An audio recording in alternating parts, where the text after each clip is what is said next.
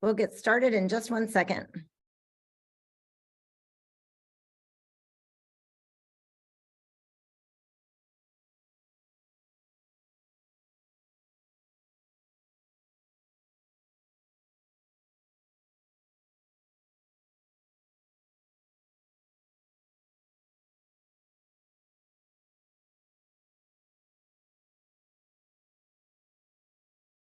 Well, hello, everyone, and welcome to today's webinar, the second in our series of community-wide discussions on a Biological Collections Action Center.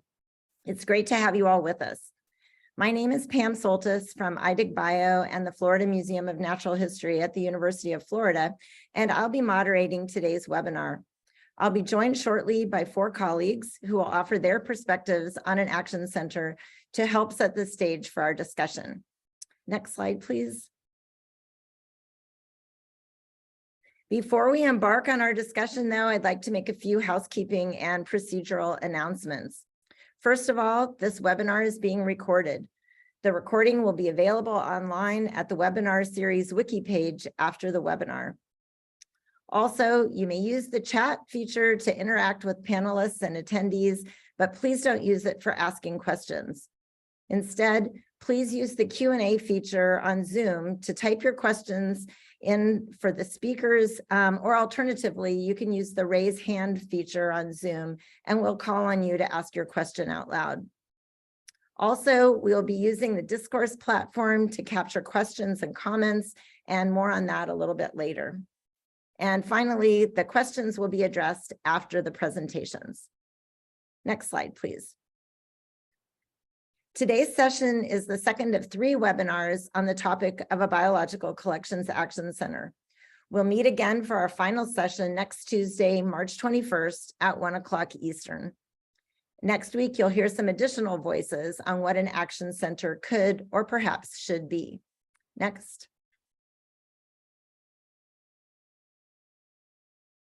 So what is the Biological Collections Action Center, and what has prompted this series of discussions? For those of you who were not able to join us for our first session last week, I'll give a brief overview to set the stage for today's discussion.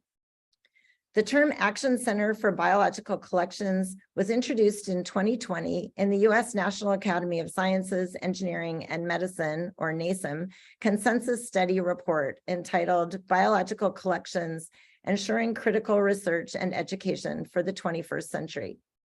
Although introduced in the NASEM report, the concept of a coordinating body for biological collections was actually presented by the Biological Collections Network, or BCON, in its report, The Extended Specimen Network, which was published in 2019.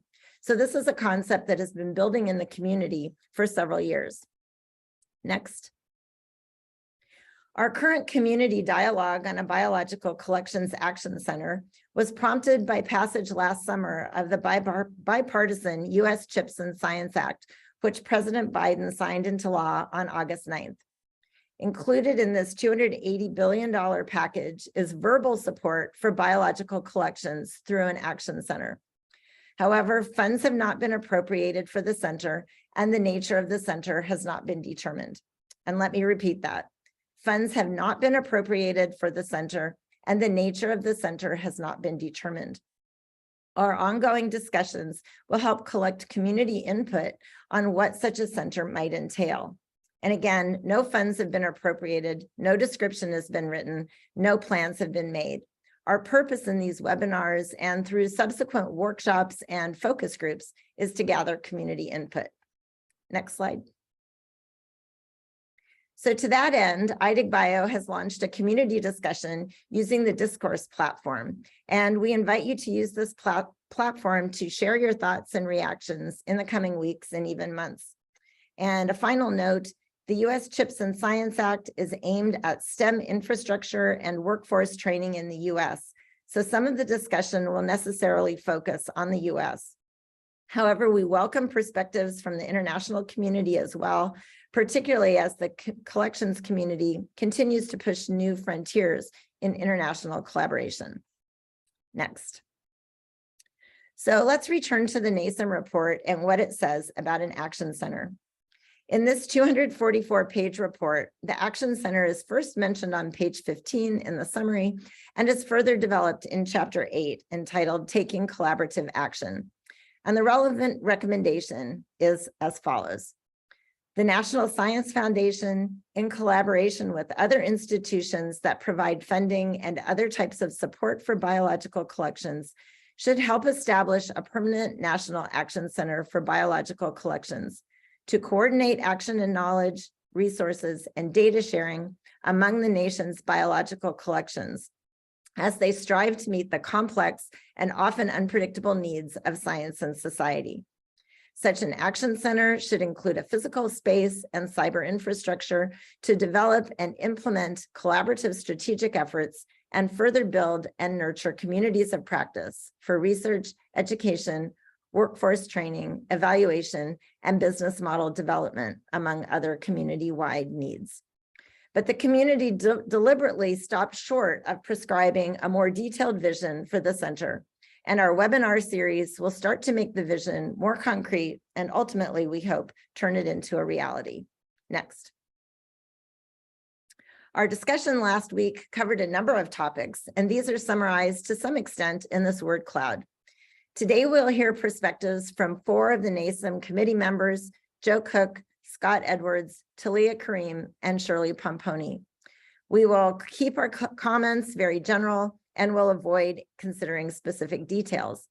Again, these speakers represent a set of US perspectives, given that our discussions are in response to a US law, but we welcome discourse with the international community. Next. So at this point, I'd like to turn the floor over to my colleagues. Although all of the authors of the report contributed to discussions and writing and ultimately approved the entire report, each author has slightly different perspectives on what the Action Center might be. We expect that some themes will hit a chord with all of us, whereas others might be unique to one or a few authors. So I invite you to consider how the visions expressed today are similar to each other and to those presented last week, and how they are different. Now, our first speaker today is Joe Cook, professor and curator in the Museum of Southwestern Biology at the University of New Mexico. Joe. Great, thank you, Pam. Today, I'd like to talk about a global strategy to build next-gen collections for a changing planet. Next slide, please. BioCollections Action Center could elevate the national standing of biocollections by developing a vision and ultimately a plan for the fundamental role of specimen infrastructure in science, societal needs, and opportunities. And I think because we don't have a single place where we come together as biocollections to talk about big issues, we often are not at the table. And so recently in Davos, for example, the bioeconomy was the prime topic of discussion, and yet collections were not in the room, even though they probably have much to offer in thinking about how the bioeconomy is going to grow and develop in the coming decades. One Health is another example that we just lived through after 3 years, where it became very apparent that collections, which have a lot to offer to the One Health initiative, which is sort of a all-encompassing approach to looking at emerging pathogens, for example. Collections have not really been in that discussion until recently. Agriculture is yet another example. Next slide, please. So we have challenges as a community. A few of these challenges are that we're diverse. That is, we range from very small collections to small regional collections to very large international collections, from paleo to living collections, from collections held in academic institutions to privately held. We're very dispersed in the US, ranging from Fairbanks to Miami. We're severely underfunded, and we all know that story. And we are too seldom heard as a single voice in big initiatives. Next slide, please.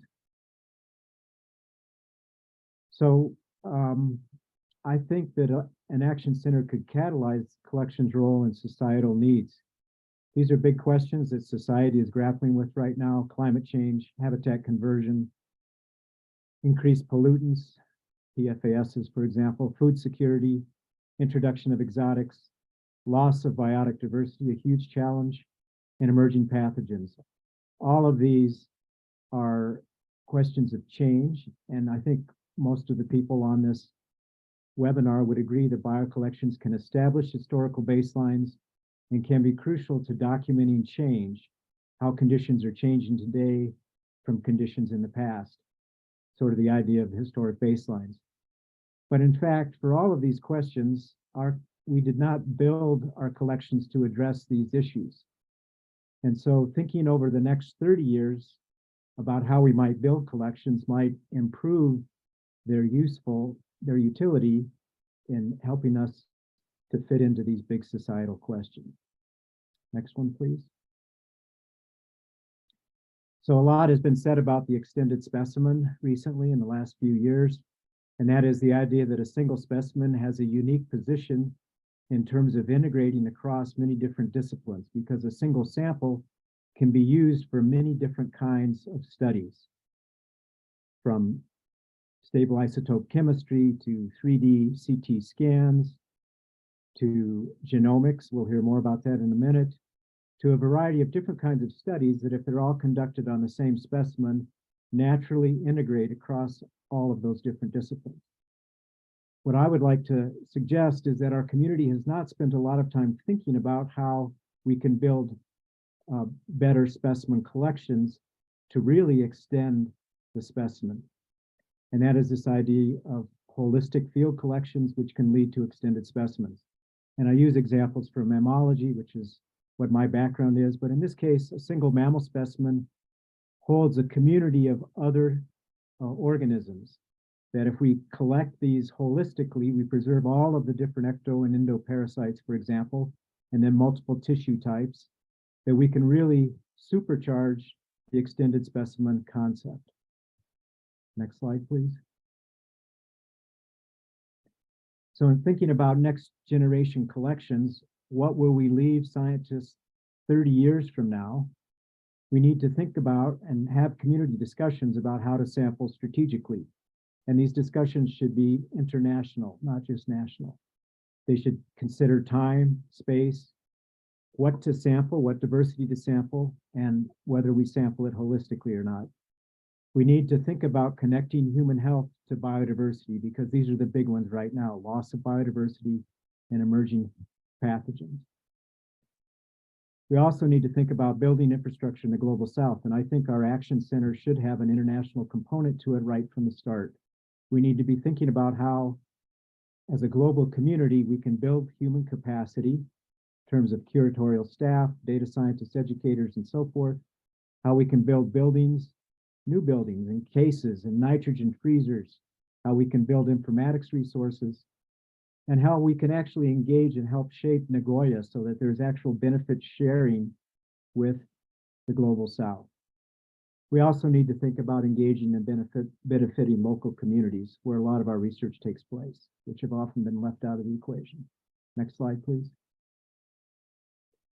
And so, for example, one of the initiatives that an action center could help promote internationally as well as nationally is that every biodiverse country should have at least one liquid nitrogen facility to store their materials in. It's really unusual or sad that at this point in time, many of our most biodiverse countries, which typically are low income, do not have access to liquid nitrogen facilities to store the biodiversity that we want to probe in so many different ways. Thank you. Thanks a lot, Joe, for sharing your thoughts. And I'm sure we'll come back to those during our discussion a little bit later. So our next presenter is Scott Edwards, Professor and Chair of Organismic and Evolutionary Biology and Curator of Ornithology at the Museum of Comparative Zoology at Harvard. Scott, take it away. Thanks, Pam. I thought I would add a perspective from genomics. That's my research focuses on evolution of genomes and whatnot. And of course, genomics has a big role to play in the biocollections enterprise. So if I can start from the first slide there. Yeah, you can just thumb through these. Great. So I think we're all familiar with this concept of the data life cycle, and as applied to genomes and genomic data, it's there's some very interesting particular aspects to it. Of course, it begins with a field collection of samples, and as we just heard from Joe, maximizing the information from many different aspects of a given specimen, sort of promoting the extended specimen, is a very worthwhile goal. And I think one of the main actions of an action center could be basically to promote best practices, to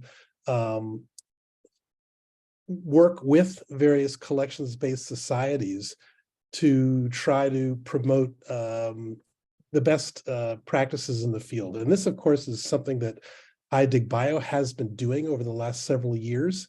But it's a kind of activity that we want to continue, and we want to have a stable source in an action center.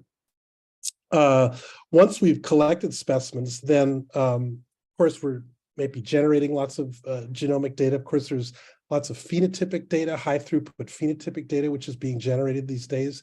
Lots of digitization, complex phenotypes, and how we eventually store that data. Of course, genomic data has a special place, I think, among all the kinds of data one can archive from a specimen. For example, NCBI, the National Center for Biotechnology Information, which is housed at NIH, has a very central role to play in archiving genomic data.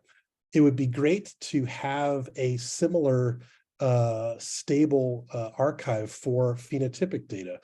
Again, we see databases supporting phenotypic data in many different areas, paleontology, lots of digital scans, micro CT scans, et cetera.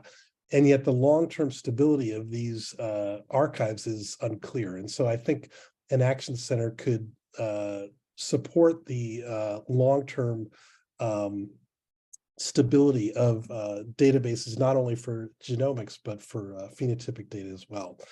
Then, of course, we're accessioning information into our respective museum databases. Much of this, often this accessioned information gets uploaded into sort of globally accessible databases like GBIF or VertNet, for example, in an example close to my research. And this sort of making the data accessible, of course, is a key aspect of the museum collections enterprise. And then finally, as I mentioned, a lot of genomic data often gets archived at NCBI. But the key link here, I think, is that we want to make sure that the original sources of the data, whether it's genomics or phenotypic, is linked back to the specimen. And I think this is done, I think, with varying degrees of success in different studies. And it's something, again, that iDigBio has supported. And we want to be able to make this sort of linking easy and straightforward so that the community can adopt it widely.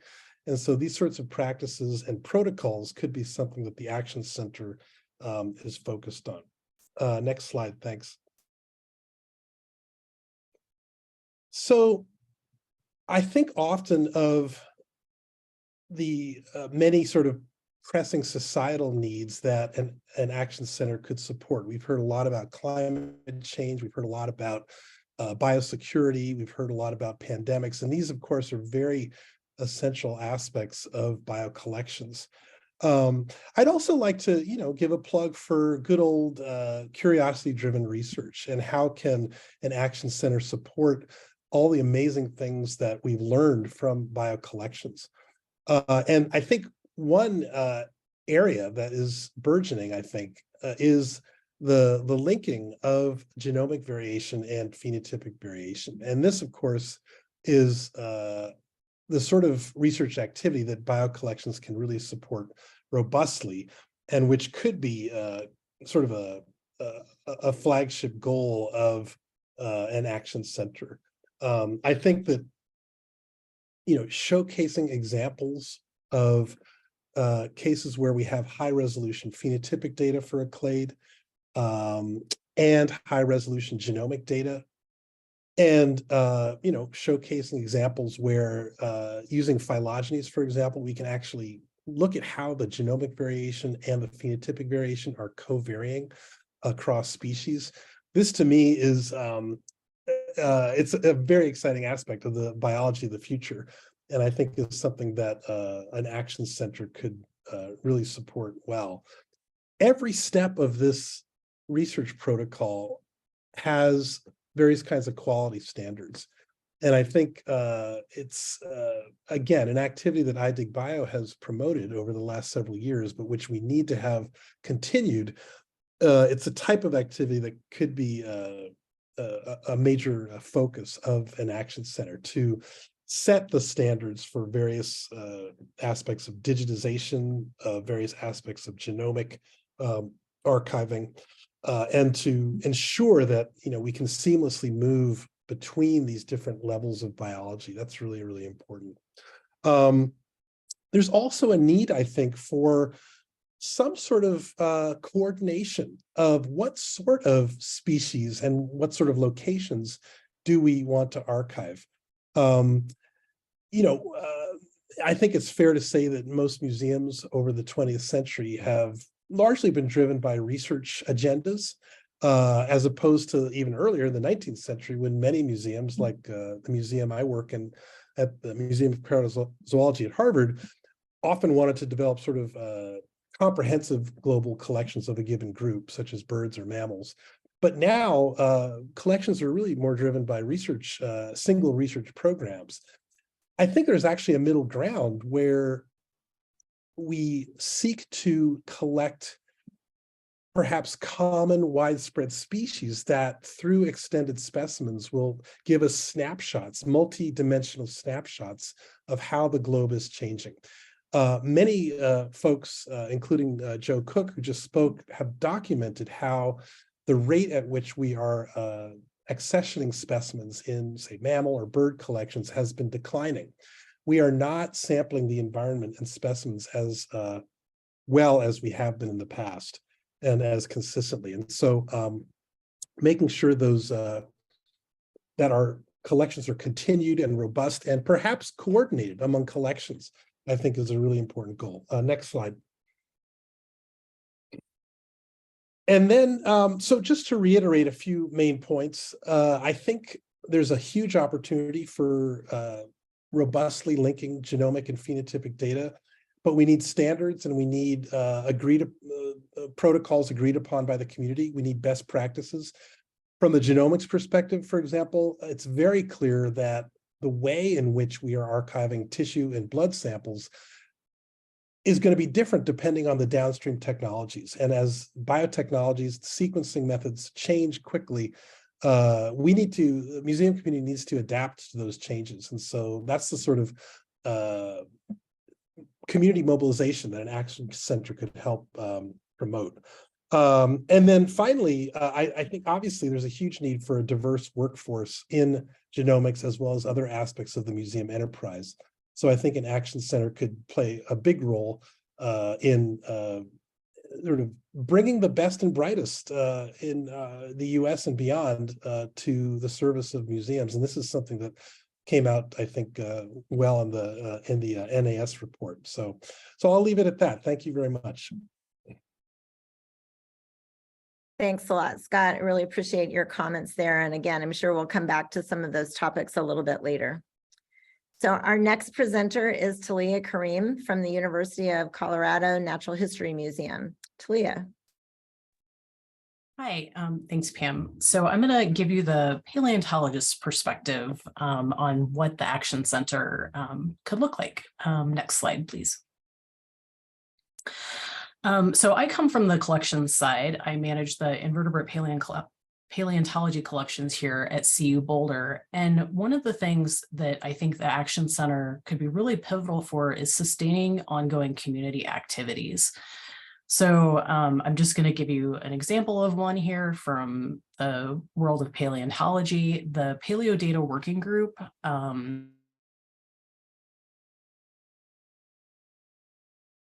paleontology, some informaticians, and we have virtual meetings. We are doing all these things. On the right-hand side of the slide, we are building distributed resources. We're doing concept sharing. We're developing best practices.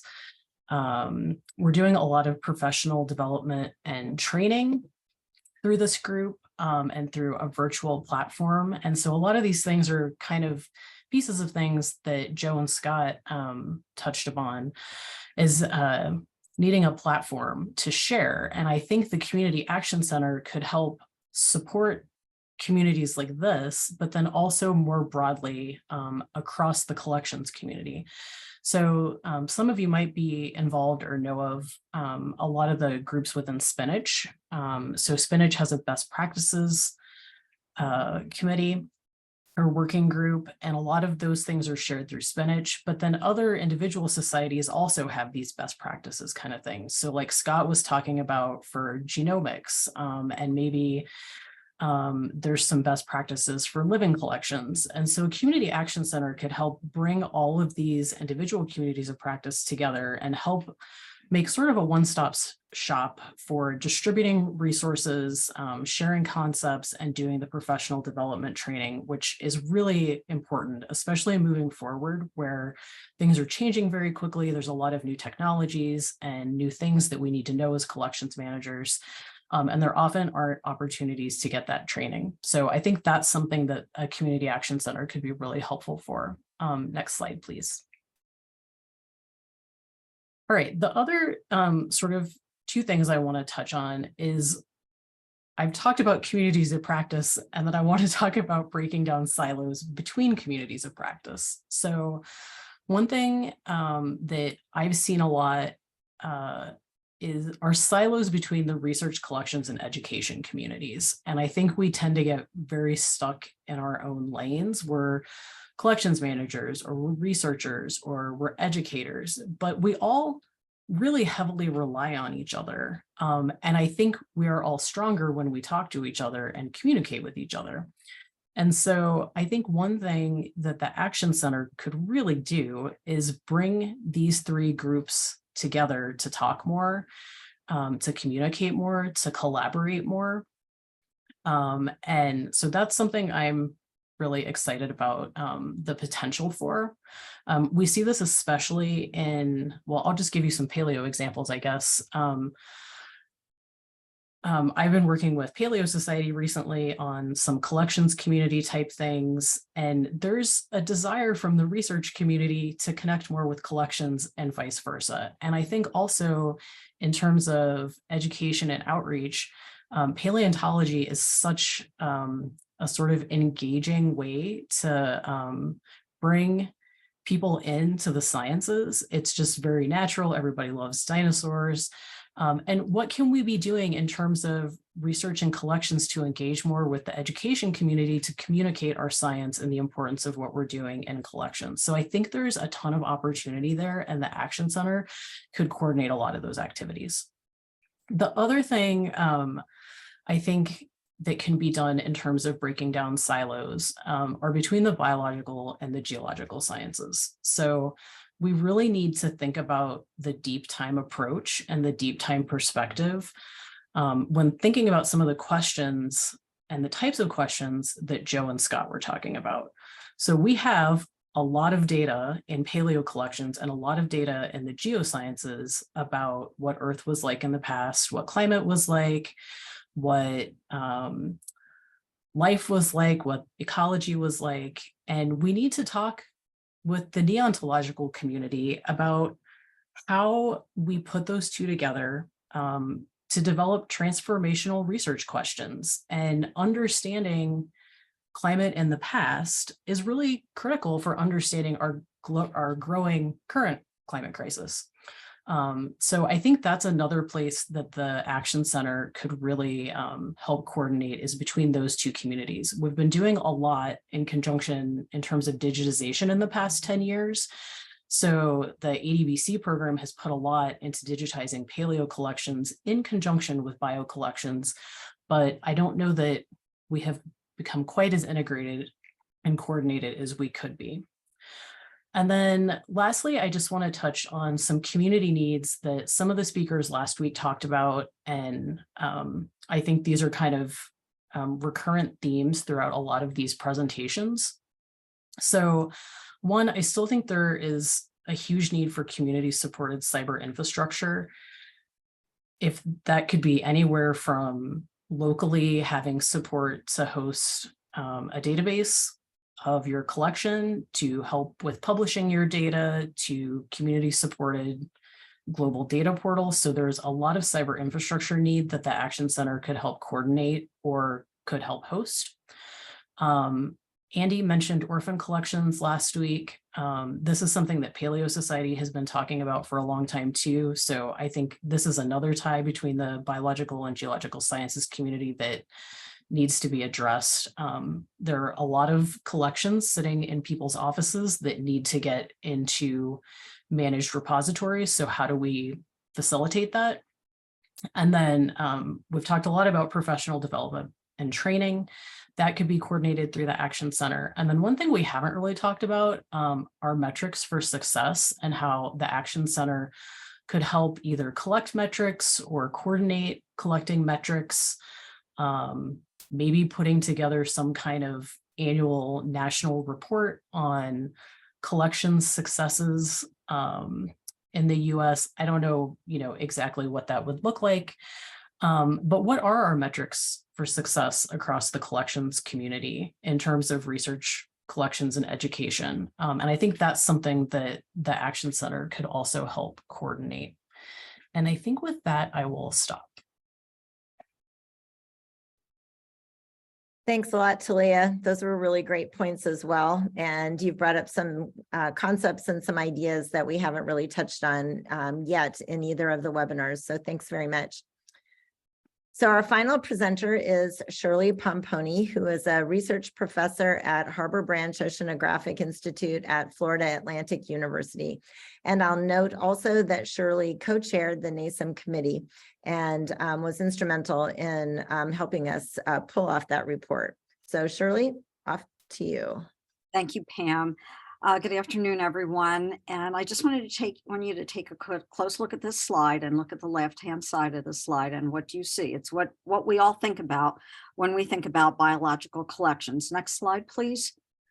And so what I'd like to talk about during the next few minutes are another aspect of biological collections, a very important one, and that is the living collections. And in fact, our committee, the NASEM committee, was charged with looking at both natural history and living collections. And so here are just three examples of the types of living collections that exist. And I'm going to talk in the next few minutes over their value and importance and exactly what they are. So I just wanted to give a shout out to Kyria, who I know is on as one of the attendees, and that picture in the top left is from the collection that she curates, the Pfaff East Culture Collection. But we also see the Duke Lamer facility and many other facilities worldwide that do cryobanking as well. Next slide, please.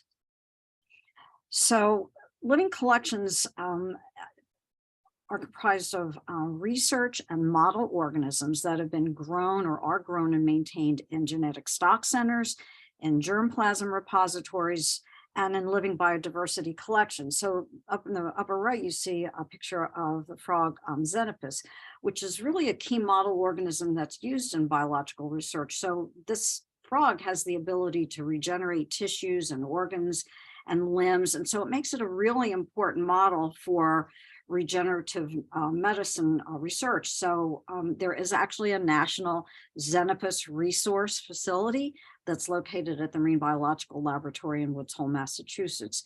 And I'm sure many of you have been to the San Diego Zoo and you've seen all those amazing animals in the wild, but I don't know, did you already also know that the San Diego Zoo has a frozen zoo?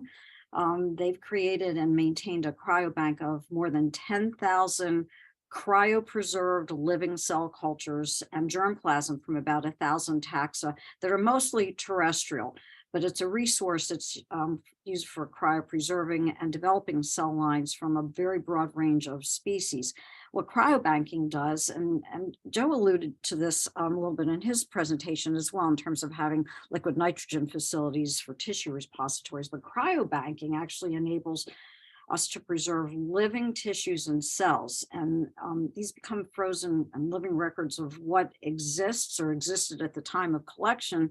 And this type of repository is a really good resource for current and future research. And I've seen in some of the questions that have already come up in the Q&A, references to smaller private collections. And indeed, there are a lot of smaller collections and even larger ones globally that exist, and that we have to think about when we think about these private collections, orphan collections, and so on.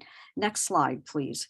So in terms of research and how we might be able to use some of these collections in unanticipated ways, I wanted to bring, explain to you or present to you something that probably many of you already know about. But one of the unanticipated uses of a living collection resulted in a transformational discovery. So in the 1960s, Thomas Brock and a number of his students were searching for microbes that could live in extreme environments at higher temperatures. And they made a couple of really important discoveries that upended our assumptions about the conditions in which life can thrive. What they discovered at Yellowstone was microorganisms that could live at temperatures that are hotter than ever known to be possible. Not only that, but the enzymes from these microbes could tolerate extremely hot temperatures. And these findings became the bedrock of modern biotechnology, because about 20 years later, Karim was conducting research, trying to make copies of DNA, specific bits of DNA, to amplify some genes he was interested in. And he was using E. coli, but the process that was used to amplify DNA required a lot of heating and cooling cycles, and that heating destroyed the enzymes. So he needed an enzyme that could survive and function at high temperatures, but that would require him to go to a thermal vent or a hot spring to find a microbe that was suitable. But fortunately, Thomas Brock had deposited that microbe, Thermus aquaticus, into the American Type Culture Collection, which is the world's largest repository of biological materials, primarily of microorganisms and cell lines. And ATCC is a resource for best practices for establishing and storing microbes and cell lines and biological reference materials. And so what Karim did, based on the microbe that was deposited in the ATCC, was come up with what we know today as the polymerase chain reaction, which has been instrumental in probably just every aspect of biological research, not least of which is medical research as well. And oh, by the way, Karim got a Nobel Prize for that. Next slide, please. So in terms of an action center, what could happen is it could be really a leadership organization for collections of all sorts. And our previous speakers have indicated that there are lots of different types of collections, and even among living collections, there's a diversity of types of collections. So there are genome resource centers, there are collections where for example, microbes are on agar slants, there are cryopreserved materials, there's DNA. The logos on this slide are a very small sampling of the types of resource centers that exist. But in terms of an action center and what it could do, it could be a nexus for convergence research, where we're looking at not only the extended specimen, but looking at the interrelationships between these and among these different types of collections, and how we can, and even unanticipated uses of those collections. Use the Action Center to help develop public-private partnerships, technology transfer, and especially the awareness of the value of the collections and their societal impact. I think there are a lot of different resource centers, living collections that exist. I'm not going to go into a lot of detail here because I want to save some time for questions, but I just wanted to finish by saying that living collections are a really important aspect of our biological collections community. And I think that incorporating, thinking about the needs that a living collection has, and that are probably much different from natural history collections, that we could benefit from looking at those best practices of living collections and their application to natural history collections as well. So I think I'll leave it at that and be ready to answer questions. Thanks, Pam. Thanks, Shirley. That was great. And thanks for bringing in the topic of the living collections, which has actually already been raised in our Q&As as well. So at this point, we'd like to open things up for questions and discussion. And I'll just remind everyone to use the Q&A tab on your Zoom menu, or alternatively, you can raise your virtual hand and we'll call on you to ask your question out loud. And remember that we're not going to be monitoring the chat or discourse for questions at this time, but you're welcome to share your thoughts with us and the rest of the community via discourse at any time. We'll be referring back to that in the future. And we also ask that you keep your questions and comments to concepts and generalities rather than details, because of course, no details have been worked out. This is all information gathering at this point. Okay, so let's see, we have a few questions already being asked. Let's see. The first one is from Prasanta Chakrabarty, and he says, I wonder how much the Smithsonian National Museum can have the added charge of acting as the Biological Collections Action Center, or should it be a complete and distinct center? And I have a note here that Kevin is going to answer this question live. So Kevin, please go ahead.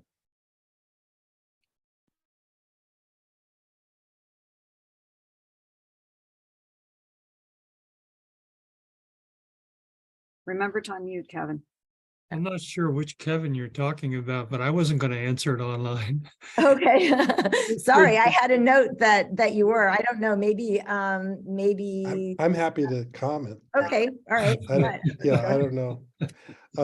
Yeah, thanks for bringing that up, Prashant, because yeah, the Smithsonian's Global Genome Initiative and other initiatives are certainly a really important step in sort of consolidating sort of the second generation really of archiving high quality genomic samples. And as I'm aware, one of the main goals of that initiative is to really archive high quality genomic samples taxonomically comprehensive so that they are amenable to many different types of sequencing technologies, epigenetics, lots of things. So, I mean, they've definitely got a running start. Absolutely. I think there's certainly a place for them in terms of leading this aspect of an action center. And, it raises the broader question of, how might the activities of the action center be distributed among institutions that are already doing great work in this area? And that's, I think, a very good question. It's and the bottom line is the action center has to take advantage of all the expertise that's out there. And Smithsonian probably knows things that are working, things that aren't working so well. And so we would definitely learn from their expertise. So. Yeah, thanks a lot, Scott. I think that's a question, like what should be the structure of an action center? Is this something that should be distributed? Is it something that should be centralized? What are the best ways to basically take advantage of all of the expertise that we have across the country and with international collaborators as well? Shirley, did you want to address that question as well?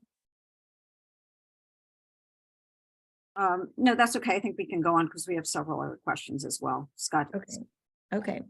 So then the next question we have is from Keegan, and it is, Joe, could you elaborate on how collections could be built to anticipate scientific needs And what would you do differently, or what practices would you standardize? Or is this more about making collections data open and accessible? It'd be great to have you expand on some of the concepts that you raised. Yeah, I think, and again, I approach this as a mammologist who has worked with parasitologists over my career. And so my comment may be a little bit limited, but there are probably parallels in other disciplines. First, I'd like to just emphasize what I think a couple folks said, is that historically we've been fairly siloed, and there's a huge need for us to have a community or a place where we can cross those silos. I mean, even within our own institutions, within our own museums, we tend to be siloed. So this is a challenge, and that's because we're specialists often in particular taxa.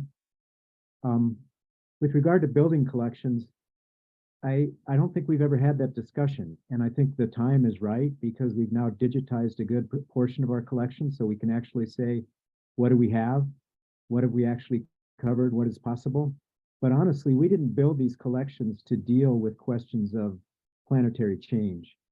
We built these collections, at least from the perspective of the natural history collections, primarily for discovery, to try and document what the diversity on our planet was. And that tended to mean that sampling was more of a one-off instead of repeated temporal sampling, which is the kind of sampling that I think will be important to look at questions of change. I think Scott's point about looking at common species is a good one, but perhaps it ought to be more than just common species. Maybe there's some other indicator species that we should definitely focus on as well. I guess my bigger point is, though, that we've never as a community said, how should we build this infrastructure? Because it's primary biodiversity infrastructure, so that 30 years from now, we could actually have something that is cohesive, that covers the planet or covers major parts of the planet in a way that we can really understand what's going on right now, because we are living through the decades of biggest change right now. And yet we're not actively out there sampling our planet, which we know we should be doing. We should be sampling so that we can understand the change. And just very quickly, I think one of our best examples to date was the Grinnell resurvey, which, Joe Grinnell had this great presence of mind to say, the value of this will be 100 years from now. And that is what UC Berkeley went out and did, is 100 years later, they sampled. But honestly, if we were going to look at change, you wouldn't sample every 100 years. And you wouldn't depend on a study that has 2 points in time, right? You'd want repeated samples to really understand how that change is taking place. And this is beyond the way we have built collections in the past, which has been primarily, as Scott pointed out, based on research agendas of particular curators or collection staff, that is disconnected from other initiatives in other collections. There's no overarching goal to fill in the blanks or to build infrastructure with repeated sampling that would allow us to really get in the game when it comes to climate change, emerging pathogens. I mean, right now, we're just discovering PFASs everywhere, and they're in the mice that we just sampled in southern New Mexico. They're everywhere, but we haven't built the collections to do that. So if we had a community-wide discussion, we might be able to throw some of those big questions up on the blackboard or the whiteboard and say, how should we do this? How should we? And then we should say, what will this cost to do it? And then we should go find that money and do it. Great, thanks a lot. I think that really gets at the question that was raised. The next question that I'd like to bring up is both a comment and a question. This comes from Manzoor Hasbon, and Manzoor was also a member of the NASEM committee. And so he's a colleague of all of us as well from putting together that report. And Manzoor writes, as a living collection scientist, I still see a major silo separating living and non-living collections. And I hope the Action Center can help to better integrate these 2 types of collections And is the group being able to bring in more living collections into these conversations? And, Shirley definitely addressed this point in her comments, but Shirley, would you like to bring up anything that you didn't have time to talk about with regard to this particular point? So thanks, Manzoor, thanks for being here, and thanks for bringing up the topic. Thanks, Manzoor, and thanks, Pam. Yeah, I think I addressed a lot of that in my brief presentation, but for sure, living collections have to be part of the conversation. And in fact, a lot of the, I don't want to say a lot, some living collections are the result of natural history collection programs or field expeditions that resulted in both the natural history collections and living collections. And I guess conversely, one might say that kind of some of the other sampling that's been done for other reasons, and I will use my own example. I'm part of a group of marine natural products drug discovery where we're out collecting samples for drug discovery research.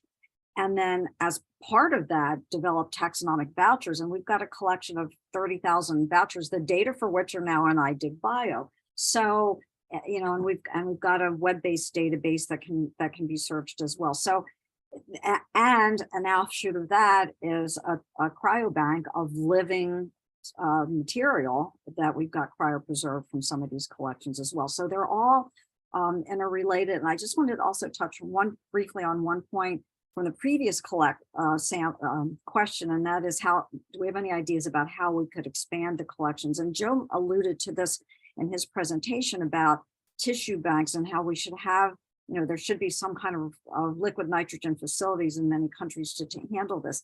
And it's also going to require us to think about how we do our collections as well, because if you're in a remote facility, and as a marine scientist, I'll say we have very rare chances to get out into the deep sea.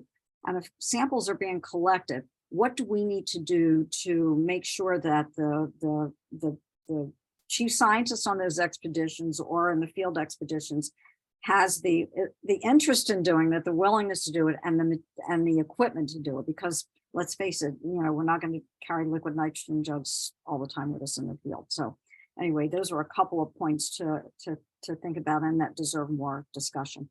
Mm-hmm. Thanks. Scott, did you have a follow-up to that? Yeah, just a quick comment. I wonder if botanical gardens and herbaria, the synergies between those could serve as sort of a template for how living collections and traditional collections could interact. I think a lot will depend on sort of, how much taxonomic overlap is there. And but there are lots of interesting challenges there and interesting issues. There's a really nice project on botanical gardens and genomics. And I don't know if Morgan Gostel is participating today, but if he is, it would be great to have a comment from him to that effect about how the gardens can be providing sort of that resource for genomic research down the road. The next question sorry. Yeah, and I'll be commenting on the National Arboretum at the next session in a week. So that kind of connection, Scott. Great, Kevin, thanks. Gil, did you have a comment on that as well? I just wanted to point out that there is a pretty active group right now working on zoos and natural history collections and looking at the data overlap between those two and why we should not be collecting data. Why should these animals in zoos not be moved to preserved specimens in museums when they die? And that sort of thing. And so that sort of goes along with the botanical garden and herbarium. And some really good work is being done in that now. So we should probably pay attention to that too. Barbara's been involved in that. I can't remember who all, but I know Greg Watkins Colwell from Spinach and Sheila Pooh from the Cleveland Museum. So that's just something to think about. Yeah, thanks, Gil. The next question I'm going to direct to Talia because I think this is related to some of the points that you brought up as well. So this comes from Dan Distel. In a recent survey of Antarctic researchers, it was discovered that the majority of collected objects and data were in the individual personal collections of researchers rather than in institutional collections. So this is very much along the lines of some of the things that you mentioned, Talia. I suspect that this is true in other disciplines. These collections are important and should be addressed in any national collections concept. And in fact, our report addressed this to some extent. Andy mentioned it last week and Talia mentioned it more, but Talia, I wonder if you would like to address this in a little more detail. Sure, absolutely. Excuse me. Yeah, I think there's a really big role for the Action Center to play in coordinating getting those collections into permanent repositories. So we talked about this a lot in the study report, and there's just pockets of these kind of research directed collections. So kind of a lot of the stuff that like Joe was talking about, individual researchers going to collect data to answer a specific question, and how do we get those into permanent repositories?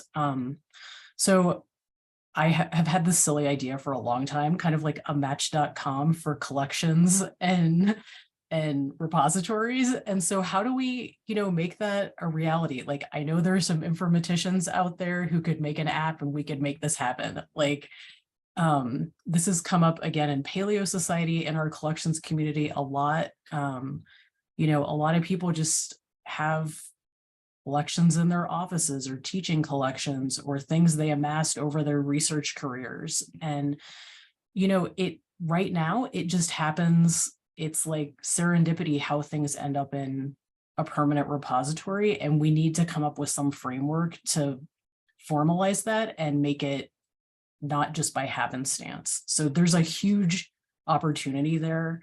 And I don't know what the answer is right now, but I think it's something the Action Center could coordinate. Thanks a lot. Yeah, thanks for addressing that question more completely. I think we only have time maybe for one more question, and this one's going to go to Joe. One of the greatest barriers to growth for vertebrate collections, it could also go to Scott actually, is wildlife agencies restricting collecting and pushing for non-lethal sampling only. Often these restrictions are in place with the goal to protect wildlife and preserve biodiversity, but these agencies don't seem to understand how collections can help achieve their goals. How do you envision the Action Center addressing this issue? So Joe, please start with that, and Scott can add something if he wants to. Yeah, I think the permitting issue ranges from states all the way up to international permitting issues, where there's a misconception about what it is we do and how we fit into the whole community, conservation community, or the conservation efforts. And so I think that by having an action center, you could have a focus on things like Nagoya, things like statewide permitting with regard to collections. And there's a real need for this. We have a problem, I think, at least in the vertebrate world, with regard to our PR, where it's not really understood how we fit into major conservation initiatives. I guess I'll just leave it there. So I think there's a lot that could happen there with messaging. Scott, do you want to add anything? Yeah, just really briefly, I think it's a very good point. And I think that some individual societies do have advocates, for example, for specific protocols or for collecting in general. For example, the American Ornithological Society sometimes has employed someone to actually advocate on behalf of collections related activities, but this is an activity which is often spottily supported, and an Action Center could really play an important role in serving as a general point of contact to explain to permit issuers, veterinary folks. There's a lot of control over what sort of protocols can be used, and we need to have the conversation broaden more, because you're absolutely right. It's stifling collecting, and I think that we're at odds about things that we should really be in unison about. Thanks. Well, we've come up to the end of our hour, and I want to respect everyone's time. However, we still have a couple of questions left in our Q&A. And so if any of our panelists are still available for a few more minutes, maybe we could address these. But certainly anyone in the audience who needs to leave, please feel free to do so. Any of our panelists who need to leave, also please feel free. But we have just a couple questions left that, but before I do that, before I do that, I'd like to make sure to thank everybody. So Shirley, Talia, Joe, and Scott, and thanks also behind the scenes to Jill Goodwin and Gil Nelson. And thanks also to everybody for your participation. And please complete the webinar series survey using this QR code that's on the slide, or else the link that is in the chat. And finally, I would also just like to remind everyone to attend next week's final webinar in this series, where we'll be hearing from Scott Miller, Kevin Hackett, Diane DeUlias, Jyotsna Pandey, and Brita Zimkus. So at this point, yes, let's disband unless a few people might be willing to stay and answer our last couple of questions. And the first of those is from an anonymous attendee: what systems or procedures are in place for formalizing materials transfer and use agreements, especially for living collections? So Shirley, I'll send that to you. Actually, we do this a lot, and not so much for the living collections. I actually have not had to do that yet. I share the materials, but it's anyway, mostly though, we do it under what are called uniform material transfer agreements or uniform biological material transfer agreements. There are societies that have put these together. So technology transfer societies, for example, have put these together. Most of our universities have them, work from a similar template. They always have to be changed. They always have to be tweaked a little bit depending on how you want to use them.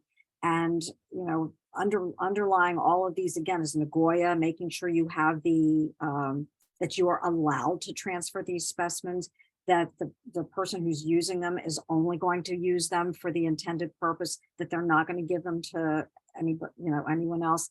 And that agreement, it's kind of like having a patent. It's only as good as your willingness to keep following up on and making sure that people are complying with the terms of the agreement. So so again, it's on almost, I hate to say, but almost on a case-by-case basis, because you want to make sure that you're protecting, first of all, the agreement that you may have made with that I made with a host country when I collected that sample and how it was going to be used, to making sure that the intellectual property rights are being respected as well.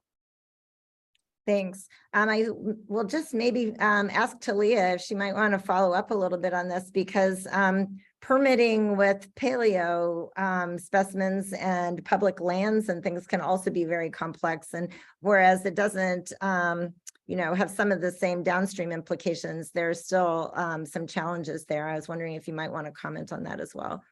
Sure. And I think that's something, especially with invertebrate paleontology and paleobotany, it's still, even though it's been over a decade now that we've been required to do permitting, it's still something that the community is kind of coming to terms with and figuring out, oh, we actually need to do this. I think it's the vertebrate paleo community is much more like, this has been a thing for them for a long time.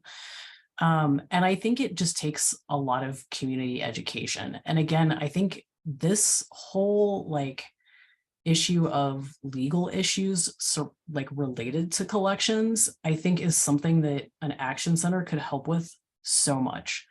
There are always questions, and you see them on NH Call and, people emailing just individually, is this right? Could National Park Service is now asking for this, or has anybody done this sort of cost share agreement with this federal agency? We're starting to get into that kind of territory in paleo, and it's really new for us. And I feel like we could learn a lot from the biological collections community as well, who's been doing this for a long time. And again, I think all of this could be brought together in some kind of action center. Yeah, Great. these are actually barriers, that are associated with our interest in not only doing new collections, but actually how we're able to use our existing collections. I mean, we found we've had to go back and really dig out, from back in the 1980s, our permits that were on pieces of paper, and be able to have all of those permits available. So, and I might want to also point out to Katrina, who asked the question about the collections being restricted to non-lethal sampling. That's I can tell you that that's the way it is kind of in the marine environment as well, where it's you really have to justify especially if you're working in a protected area.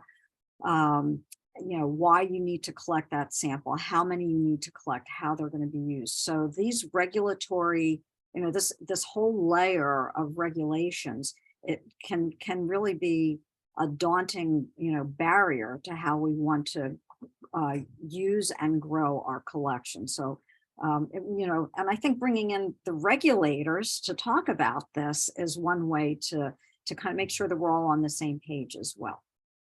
And I think a lot of that regulation also has to do with the fact that you're dealing with 50 states, a country, and ownership of land, and park services, not national park, although that's one. You're also dealing with a whole 50 state park systems that have their own collecting requirements, et cetera. So yeah, coordinating all that somehow would be super helpful. Yeah, thanks to all of you for those comments. And I'll just point out to people, if you're interested in this topic a little bit more, it is listed as one of the possible discussion topics in the discourse platform. So there's one of the items is legal and ethical issues and topics. And so if you're interested, you can offer some ideas or raise further questions using discourse. And our last question that we have here is from Hillary Swain, and this is also directed at Joe. Hillary's is the director at the Archbold Biological Station in Florida. And she writes, thank you for Joe's talk. As someone managing a site with an existing comprehensive multi-taxon collection, I'm interested in hearing about any existing collection strategies for sites. So not just collection gaps and frequencies, but also how to anticipate collection needs for sites that have a long-term corresponding multi-streams of environmental data. And then perhaps how does the extended specimen get tied to the extended environmental data, and how does all of that work into a network of monitored sites, which could include things like the LTERs, other biological stations, and of course, NEON. So Joe, I know you've thought about this topic more extensively than what you shared, but it'd be great to hear your thoughts on this. Yeah, we could spend a lot of time on this topic because there's tremendous potential here. I gave a talk at the 50th anniversary of the Field Station